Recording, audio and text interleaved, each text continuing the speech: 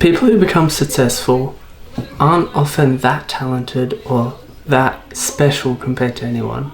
But one thing that they get right is consistently showing up no matter how boring or mundane the task is. And that's what I want to talk about today. Mastering the mundane. Those activities that bore you out but are required for success. If you want to learn some knowledge, you have to read a lot, do a lot of research. If you want to learn a new skill, it requires constantly doing the same thing and repetitive tasks over and over again.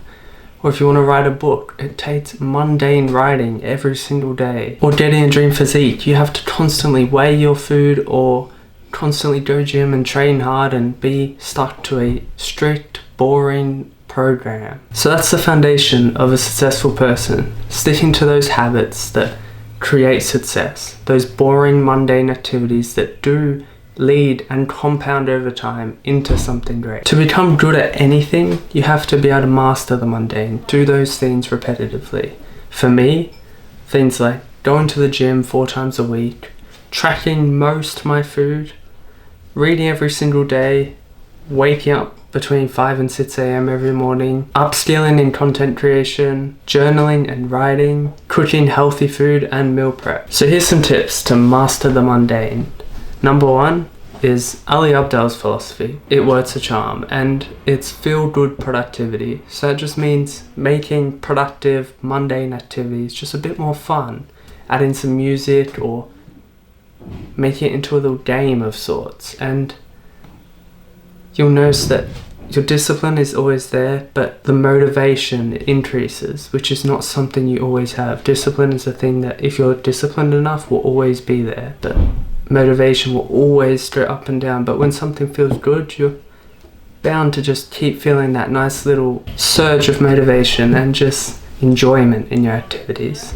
Number 2 is simply don't give up. Know your why, and your how will reveal itself. So when someone knows their why and why they're doing something, why do I have to write this whole book? It's because they have something meaningful. Their reason to do this is meaningful to them, and it creates more of a purpose, and they're more driven to do the things that most people will see as mundane. So that's point number 2.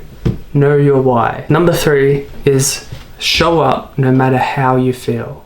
Some days, like with this YouTube channel, I just do not want to pull out the camera and start filming. But when I get the ball rolling, when I hit record, I instantly get that motivation, it's not too hard, and it's just easier from there. So show up no matter how you feel, and it will slowly become easier and easier. By doing this, you can develop a stronger discipline and never really give up, because you know you can do it no matter how you feel. So even if you're sad or not very motivated in the time and you still go ahead, you're creating that evidence that you can do it.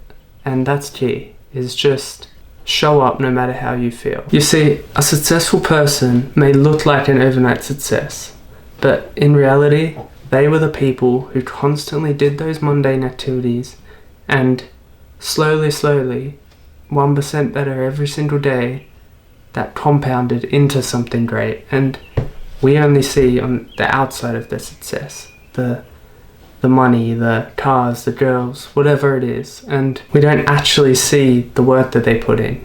We all want the success that they have, but we don't want the work that they put in. And that's where we need to rewire our brains to master the mundane and be okay doing boring, uninteresting things. So by simply mastering the mundane activities, you're way ahead of everyone else, because there's not many people out there who are okay with doing the boring, uncomfortable tasks. So as an example I like to think about, if you're in sport, most of the time is spent in preparation for that day or for that time of success, rather than time spent in that field. So you think for anything big, most of the time is spent in preparation.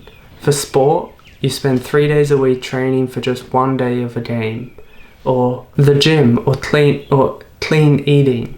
You do this for months, years on end, just to then one day get that dream physique. It's like most of that time is spent in preparation for the thing, not achieving the thing. Which just shows that those mundane activities, those habits, the ability to stay bored and just keep going no matter what, there is much more fulfillment in that. Lastly, to be able to endure the boring, mundane activities, you need patience. Because in the end, these boring, mundane activities are very boring and it's hard. So you need that patience to know that, yes, there's no progress clearly being shown right now, but I know in the future that this is slowly adding up into what I want. So by being patient, by delaying your gratification and knowing that the outcome's in the future rather than right now, then you're much more likely to withstand those mundane, boring activities because you know that it will happen. And with so much instant gratification, instant pleasure, we struggle to really be patient, to sit still with ourselves, to journal even for longer periods of time and dive deeper into our things. So by maybe getting rid of distractions like your phone or other methods of instant gratification, then your focus, your patience may increase more, and then that allows you to withstand those mundane activities. So I simply believe that by mastering the mundane, by dialing in these boring activities, that you can achieve what you desire, and it's definitely 100% possible. So if you enjoyed today's video, please like, subscribe, and peace.